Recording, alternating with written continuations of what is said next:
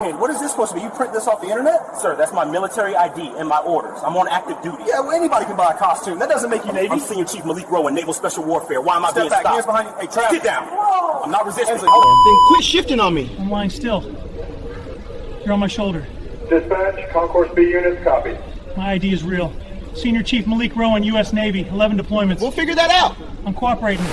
At 6:58 a.m. inside Savannah/Hilton Head International Airport, two white police officers violently slammed a black man in U.S. Navy dress blues face first onto the terminal floor. The man was Senior Chief Malik Rowan, an active-duty Navy SEAL with more than 15 years of combat and special operations service. The officers who put their hands on him, Travis Hensley and his partner Cole Maddox, had already decided, based on his skin color and their own bias, that he didn't fit the image of a real serviceman.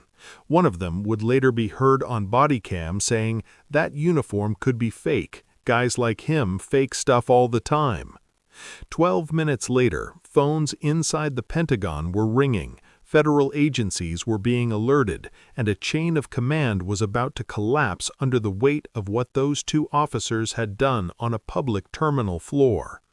Before we go any further, comment where in the world you are watching from, and make sure to subscribe because the next story is one you don't want to miss. Officer Travis Hensley was 39 years old and had been with the Savannah Airport Police Department for almost 13 years. He was known among some coworkers as old school, a label that in his case meant short patience, a heavy hand, and a long record of complaints that never quite stuck. Passengers had accused him of targeting black travelers for extra screening and aggressive questioning. A few junior officers had quietly asked for transfers after working shifts with him, saying he was too quick to escalate and too slow to listen. That morning, Hensley stood near the security checkpoint in a pressed uniform, coffee in one hand, radio on his shoulder, watching the early rush move past. Families, business travelers, airline crews, and a small number of service members headed for connecting flights. His partner, Officer Cole Maddox, 34, 5 years on the job, stayed a step behind him. Maddox rarely challenged Hensley. He laughed at the same jokes, backed the same calls, and followed Hensley's lead without question. Hensley's eyes locked on one traveler in particular. Senior Chief Malik Rowan, 41, walked through the terminal in full Navy dress blues, garment bag over one shoulder, carry-on in his right hand. His posture was straight, his pace steady. The ribbons on his chest showed multiple deployments. He had spent most of his adult life in special operations, rotating between training, overseas missions, and brief periods at home. He was on official travel, heading to a scheduled briefing in Norfolk after attending a memorial service for a teammate the day before.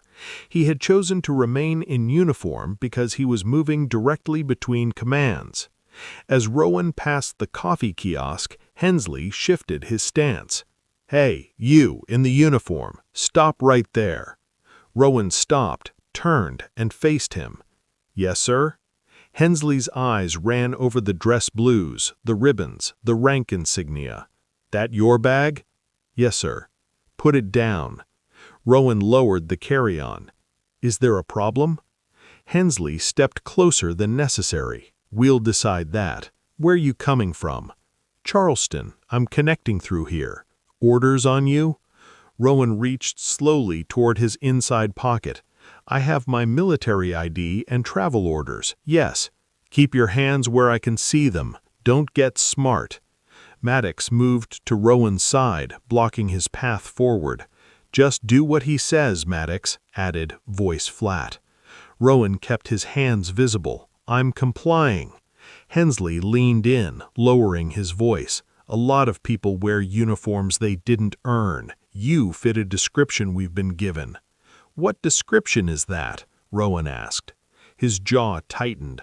"Don't play games. You people think a costume gets you a free pass." Rowan's eyes narrowed slightly, but his tone stayed controlled.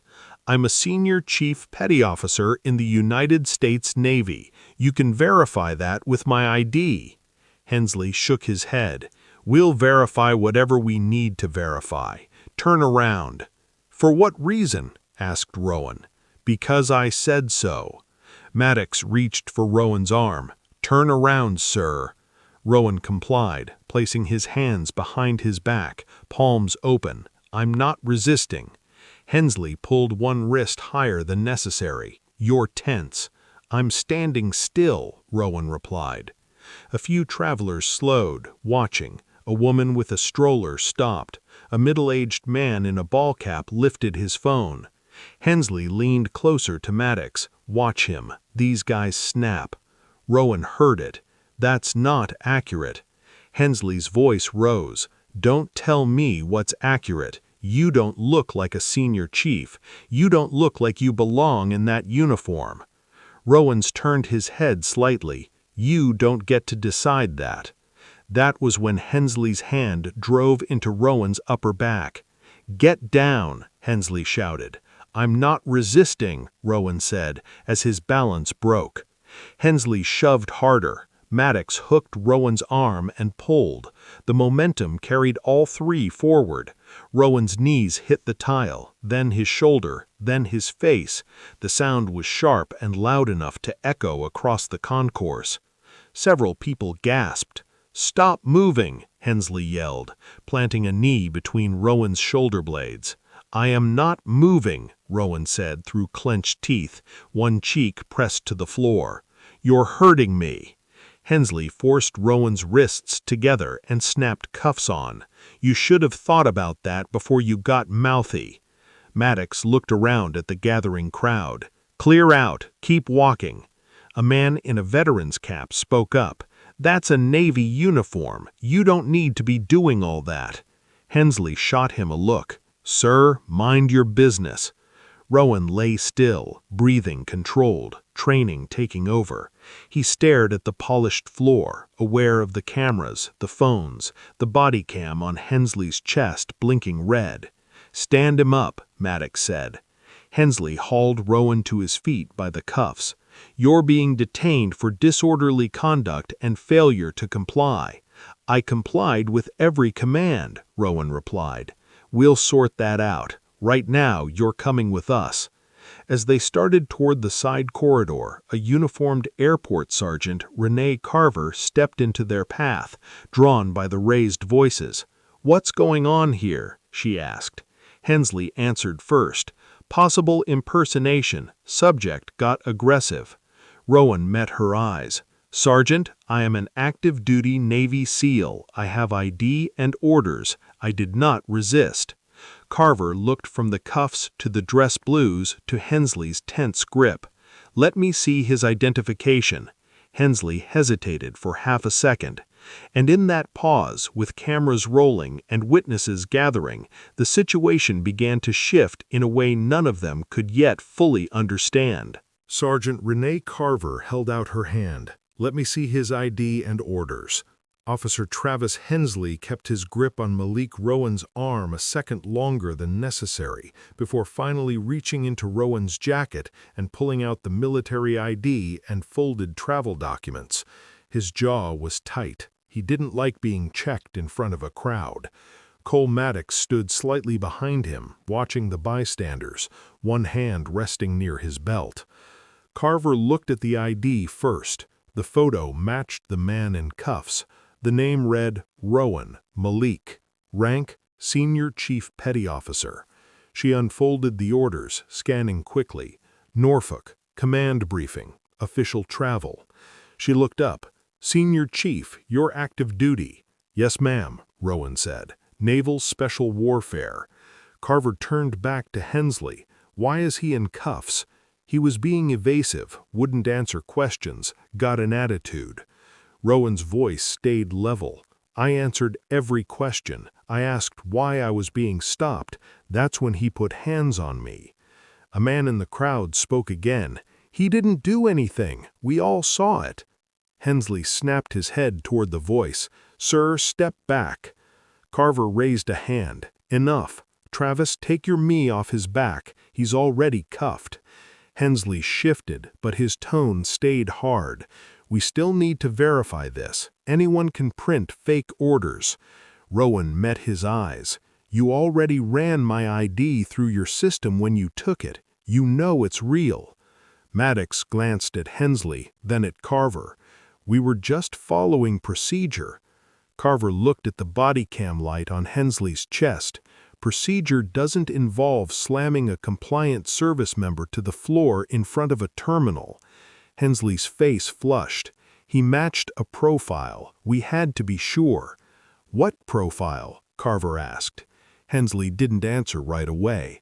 We get alerts about stolen uniforms, people pretending to be military to move contraband. Rowan said quietly, "You didn't stop any of the white officers in uniform walking past 5 minutes before me." The air went still for a moment. Carver closed the folder with Rowan's orders. Uncuff him. Hensley hesitated. "Sarge." "I said uncuff him." Maddox stepped closer, lowering his voice. "Maybe we should take him to the office first, run everything again." Carver shook her head. "No, you've got his ID, his orders, and half this terminal watching. Take the cuffs off." Hensley unlocked one wrist, then the other, his movements rough. Rowan flexed his hands, feeling the sting where the metal had cut into his skin. Carver turned to Rowan. "Senior Chief, are you injured?" "My face hit the floor, my shoulders tight. I'm fine, but I want this documented." Carver nodded. "We'll get medical to check you." Hensley muttered, "He's fine, he's just making a scene." Rowan looked at him. "You made the scene when you decided I didn't belong in my own uniform." Maddox shifted his weight. "Watch how you talk." Carver's tone sharpened. "Both of you, step back." She turned to Rowan again. "Sir, I'm sorry for what just happened. We're going to review the footage and file a report." Rowan glanced around. More phones were out now. A woman whispered to her husband. The veteran in the cap was still watching closely. Rowan said, "With respect, Sergeant, this isn't just a report issue. That was excessive force, and it wasn't random." Carver knew what he meant. She had heard the complaints about Hensley before, the stops, the language, the way certain passengers always seemed to be the ones matching a profile. She lowered her voice. "I'll call the chief." Hensley's head snapped toward her. "For what? We handled it." "No," Carver said, "you didn't." She keyed her radio. "Chief Fenner, this is Carver in Concourse B. We've got a use of force incident involving an active duty naval senior chief in dress uniform. I need you here." There was a brief pause, then the chief's voice came back. "Repeat that." "Active duty SEAL, body cam rolling, crowd witnesses." Another pause. "I'm on my way." Hensley exhaled through his nose, annoyed. "This is getting blown out of proportion." Rowan said, "It's being taken seriously. That's the difference." Maddox leaned toward Hensley. "Maybe we should have just checked his ID and let him go." Hensley shot him a look. He was getting smart. "He was asking why he was being stopped," Maddox said quietly. Before Hensley could respond, a uniformed airport medic approached, guided by Carver. He checked Rowan's face and shoulder, asked basic questions, then nodded. "No visible fractures, but you should get checked fully if you feel pain later." Rowan thanked him. A few minutes later, Chief Douglas Fenner arrived. He was in his early 50s, calm, authoritative. He took in the scene quickly. The crowd, the phones, the dress blues, the two officers, Carver standing between them. "What happened?" Fenner asked. Carver spoke first. "Sir, Officer Hensley and Officer Maddox detained Senior Chief Malik Rowan. Force was used. The subject was compliant. His ID and orders check out. There are multiple witnesses and body cam footage." Fenner looked at Rowan. "Senior Chief, is that accurate?" "Yes, sir." Fenner turned to Hensley. "Why was he detained?"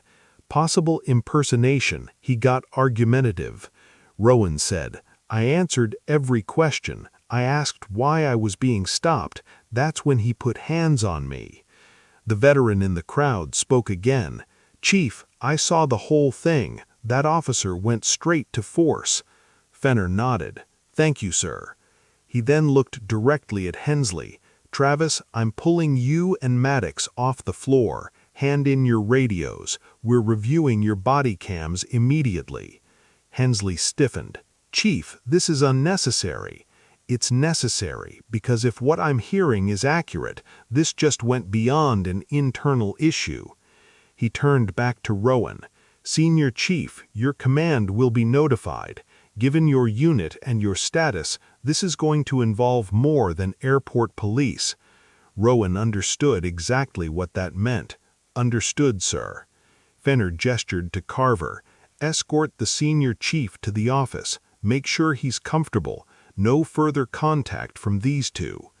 As Hensley and Maddox removed their radios, Fenner added, and preserve all footage. Nothing gets deleted. Nothing gets edited. The chief looked at Rowan again. You said you're naval special warfare. Yes, sir. Fenner's expression tightened slightly. Then this will reach people who don't take kindly to their personnel being handled this way. Somewhere inside the terminal, a phone was already dialing a number in Washington. And when that call connected, the incident on the floor of Concourse B would stop being a local problem and become a federal one. Chief Douglas Fenner walked fast down the corridor toward the operations office, phone already in his hand. Sergeant Renee Carver stayed beside Senior Chief Malik Rowan, keeping a respectful distance, while an airport supervisor cleared a small conference room. Rowan sat in a chair near the wall, posture straight despite the soreness in his shoulder. His uniform was scuffed at the knee and elbow. The marks were visible. So were the red lines on his wrists from the cuffs. Fenner stepped into the room and closed the door. Senior Chief, I've contacted your command duty officer. They're looping in Naval Special Warfare Group Legal and NCIS. This is no longer just an airport police matter. Rowan nodded. That's appropriate, sir. Outside the room, officers Travis Hensley and Cole Maddox stood near a desk, radios turned in, body cams still attached to their vests. They spoke in low voices. This is getting out of hand, Hensley said. We followed our instincts. Maddox looked uneasy. Instincts or assumptions? Hensley shot him a look. Don't start. A technician from the department's evidence unit arrived and began pulling the body cam footage. The files were uploaded to the internal system and flagged. Within minutes, a secure link was sent to Internal Affairs. Another went to the city's legal office. A third, at Fenner's direction, went to a federal liaison number he rarely had to use. Inside the conference room, Carver received a call on her radio and stepped aside. When she came back, her face was tight. NCIS confirmed receipt. They're requesting the footage and witness statements immediately. They also want the names and service records of the involved officers. Fenner exhaled slowly. Do it. Across the hall, Hensley noticed the shift in tone. The usual noise of a busy terminal felt far away. The looks from supervisors were no longer neutral. A captain from airport police approached him. Travis, Internal Affairs is opening a formal investigation. You and Maddox are on administrative leave effective now. For what? Hensley demanded. We haven't even given statements.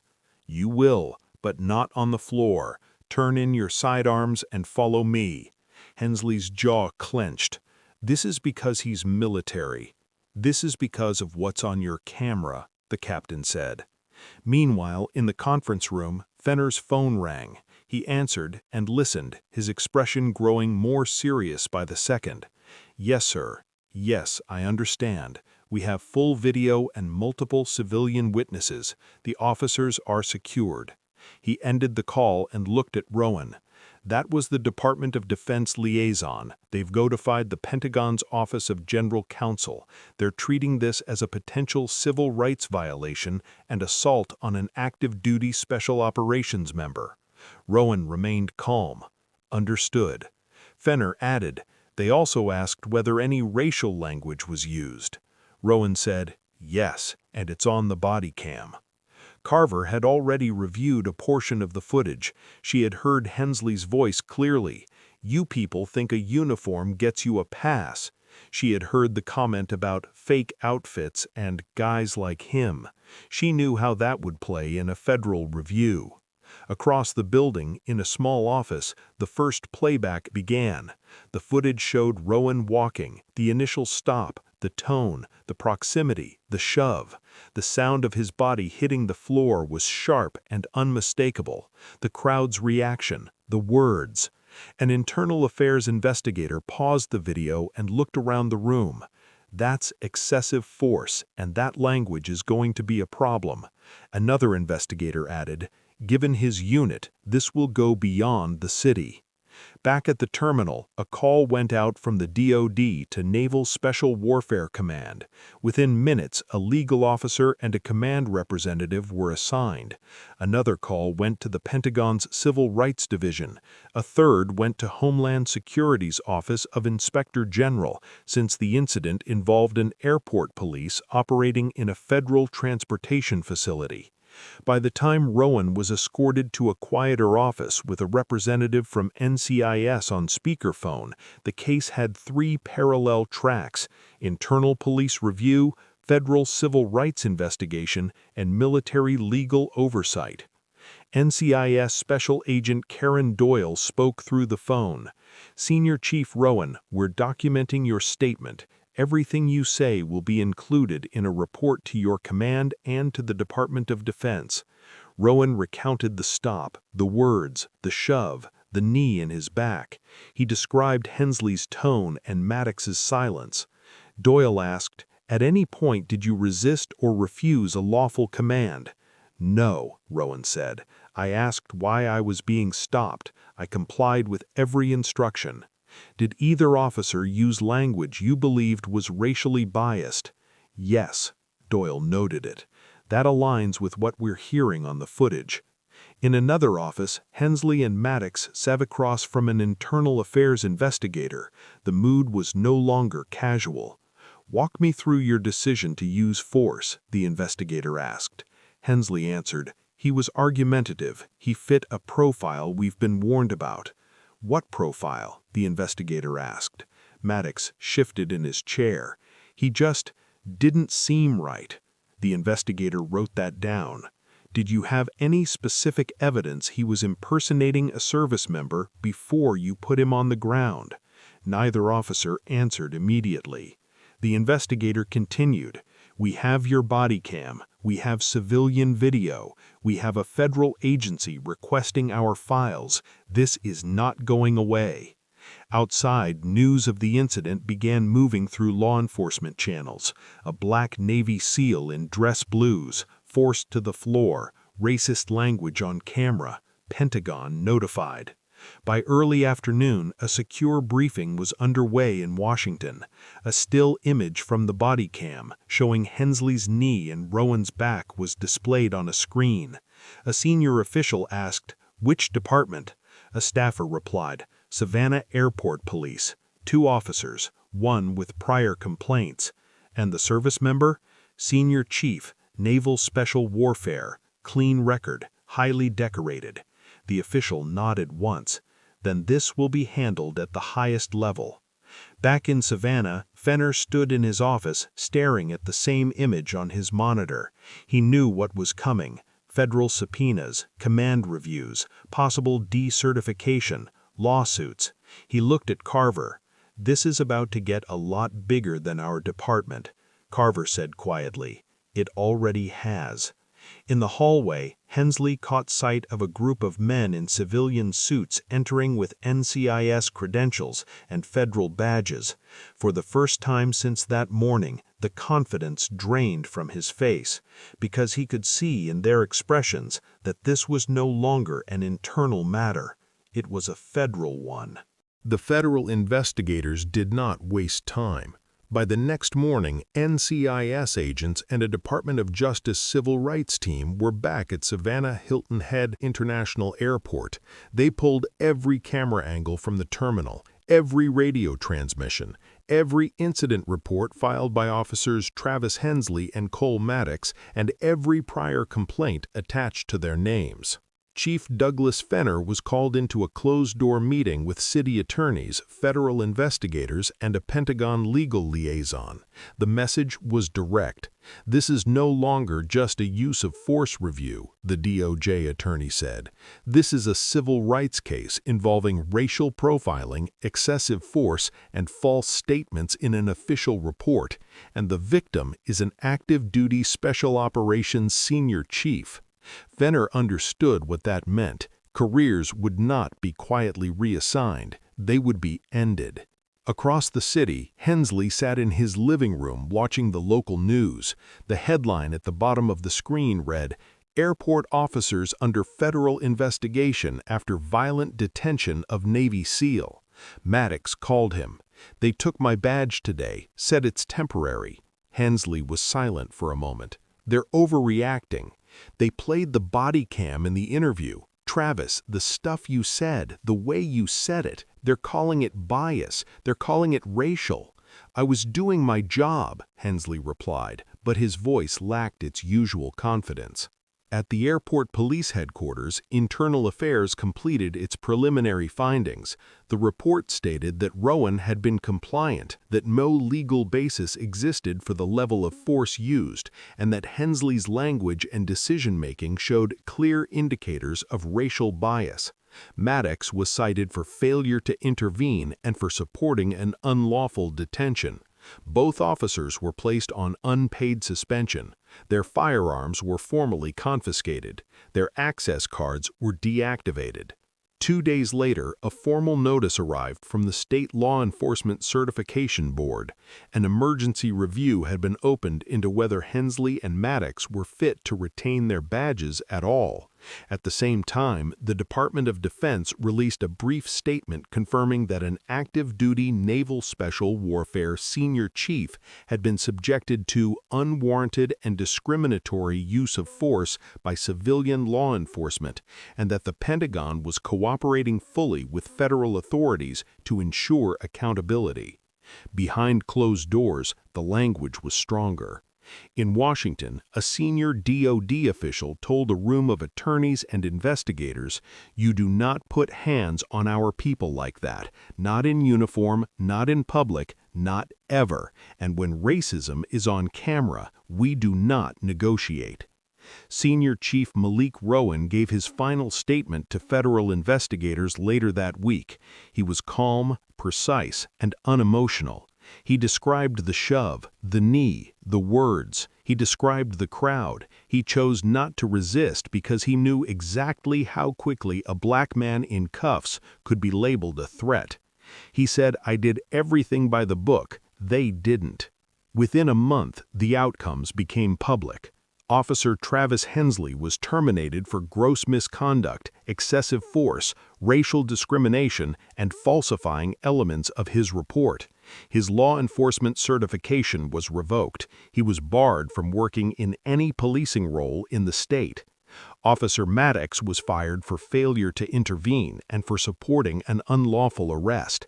His certification was suspended pending further review, effectively ending his career in law enforcement. 2 supervisors were disciplined for prior inaction on complaints about Hensley's conduct. One was forced into early retirement, another was demoted and reassigned. The department entered into a federal consent agreement requiring new bias training, body cam oversight, and independent review of use of force incidents. Civil court followed. Rowan filed a federal civil rights lawsuit against the airport authority and the 2 officers. The case cited unlawful detention, excessive force, and racial profiling.